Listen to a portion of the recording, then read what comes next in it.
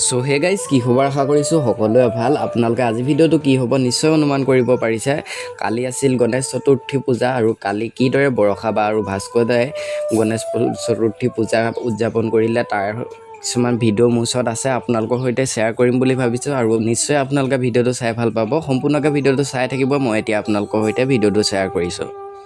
স্ক্ৰীনত ভিডিঅ'টো আহি আছে আপোনালোকে দেখিব পাৰিছে কিদৰে উদযাপন কৰিলে পূজা আৰু কালি দিনটো বৰষা বা ঘৰত অসমৰ বহুতকেইজন জনপ্ৰিয় অভিনেতা অভিনেত্ৰীক দেখা পোৱা গ'ল তাৰো কিছুমান ফটো মোৰ ওচৰত আছে আপোনালোকৰ সৈতে শ্বেয়াৰ কৰিছোঁ স্ক্ৰীনত চাব পাৰিছে